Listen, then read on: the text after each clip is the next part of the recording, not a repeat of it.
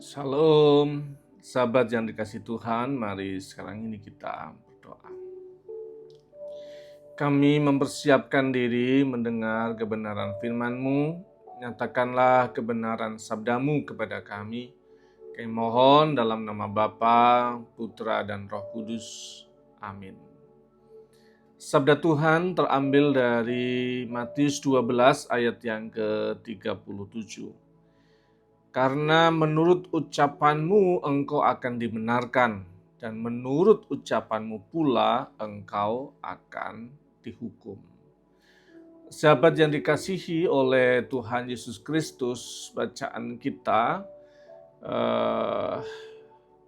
ada dalam konteks ketika Tuhan Yesus berhadapan dengan orang-orang Farisi yang menuduh dia itu melakukan karya pekerjaannya dengan kuasa setan.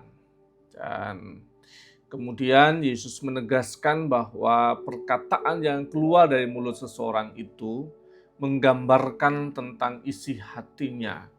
Dan itu yang akan dipakai sebagai dasar di mana Allah akan menghakimi seseorang berdasarkan apa yang dia ucapkan. Karena itu keluar dari hatinya. Apa yang boleh kita pelajari? Yang pertama, kita belajar tentang perkataan itu membuktikan isi hati. Jadi ada kata yang dipakai dalam bahasa Yunaninya adalah remata, yang artinya ucapan yang diucapkan secara sadar. Sesuatu yang diucapkan dengan kesadaran itu menggambarkan tentang isi hati seseorang. Makanya ada juga yang mengatakan bahwa orang seringkali mengukur orang lain dengan bajunya sendiri gitu ya. Jadi kalau ada orang yang suka menuduh orang lain itu suka gosip, jangan-jangan dia adalah orang yang berperilaku sama sebenarnya gitu. Sehingga kalau ada orang yang ini, dia mengukur orang dengan bajunya dia sendiri. Ketika dia naruh sesuatu yang tidak baik pada seseorang, karena dia mengukur kebiasaan hidupnya, kira-kira begitu.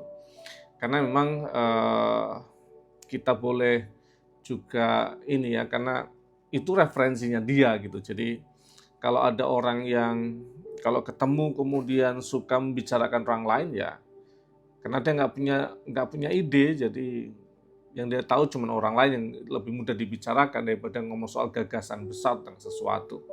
Itu salah satu contoh beberapa gitu ya. Berkaitan dengan bahwa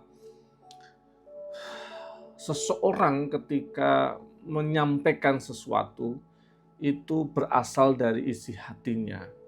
Dan hati-hati berkaitan dengan itu supaya kita boleh lihat apa yang kita ucapkan, demikian pula cara kita memandang orang lain. Dia kalau ngomong kayak apa sih? Ya itulah kira-kira isi hatinya. Ketika dia membangun kata yang baik dan positif terhadap orang lain, maka orang yang sama akan membangun kata yang baik dan positif tentang kita. Tapi kalau ada orang ketemu dan kemudian dia suka menjelek-jelekan temannya, menjelek-jelekan orang lain, dia adalah orang yang sama, yang punya potensi yang sama menjelek-jelekan kita di depan orang lain. Itu sesuatu yang pasti kita tahu dan itu perlu kita berhati-hati gitu ya. Tapi bukan soal orang lain sebenarnya, berhati-hati pada diri kita sendiri. Apakah saya berperilaku seperti itu dengan kata-kata saya? Itu yang lebih penting, bukan soal orang lain. Kemudian yang kedua, dikatakan bahwa apa yang dia ucapkan itu akan jadi dasar penghakiman. Kalau istilah yang dipakai, ada penulis yang mengatakan bahwa Tuhan Yesus itu menggunakan gaya bahasa forensik. Bahwa setiap kata yang diucapkan oleh mulut, yang berasal dari hati, yang walaupun kelihatannya diucapkan dengan guyonan, tapi sebenarnya dari hati yang terdalam yang buruk itu yang akan jadi barang bukti untuk penghakiman Allah. Sehingga ketika kita menjalankan hidup, mengungkapkan sesuatu, itu akan dipakai sebagai barang bukti bagaimana Allah akan menghakimi kita. Karena dari sini keluar, dari sini sumbernya. Maka ucapan itu sebagai barang bukti untuk menghakimi hidup hati kita, kehidupan kita. Semoga kita perlu sungguh-sungguh menghayati dan menyadari itu. Makanya ada orang yang mengatakan bahwa ucapanmu adalah harimaumu. Kalau sekarang diganti menjadi komenmu adalah harimaumu. Maka berhati-hati dengan komen kita di media sosial, kan itu bisa jadi bumerang buat kita. Yang terakhir yang kita boleh pelajari adalah pertobatan hidup itu adalah mengubah cara pandang hati, mengubah cara ucapan dan pilihan kata. Jadi dari sini ke dalam, dari dalam keluar. Ubah dulu cara pandang hati kita pada orang lain dalam kehidupan, dalam keadaan apapun, maka akan berubah pilihan kata kita untuk memandang sesuatu. Mengubah nada bicara, mengubah cara kita menyampaikan pendapat, menegur seseorang, dan seterusnya. Dan saya tertolong oleh ungkapan yang mengatakan begini. Kalau ada orang yang energinya lebih rendah dari kamu, maka dia akan suka mengkritik, dia akan suka jelek-jelekin, dia akan suka menarik kamu turun ke bawah. Karena dia jelek, maka orang lain harus sama jeleknya sama dia, kira-kira begitu. Tetapi ketika kamu bertemu dengan orang dengan kualitas yang sama dengan kamu, dia partner. Dia akan jadi lawan percakapan kita yang sehat. Nah, yang lebih luar biasa lagi, kalau kamu ketemu sama orang yang lebih tinggi value-nya daripada kamu, maka dia akan angkat kamu. Dia memahami masalahmu, dia akan terima keluhanmu, dia akan maklumi kesalahanmu, dia tarik hidupmu ke atas.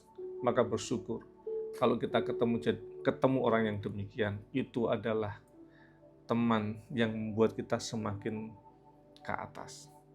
Dan jadilah orang dengan kualitas yang seperti itu. Bukan menarik orang ke bawah, tapi mengangkat orang yang bawah untuk naik semakin berkualitas. Tuhan memberkati. Amin. Mari kita berdoa. Bapa kami yang di surga, dikuduskanlah namamu, datanglah kerajaan-Mu, jadilah kehendak-Mu di bumi seperti di surga.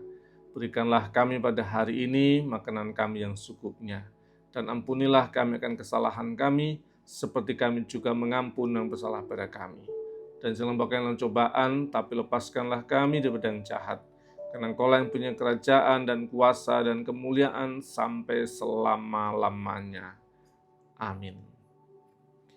Tuhan Sang Pengadil, Tuhan Sang Penolong, Tuhan Sang Pemulih, menyertai hidupmu sekarang ini sampai selama-lamanya. Dalam nama Bapa, Putra, dan Roh Kudus. Amin.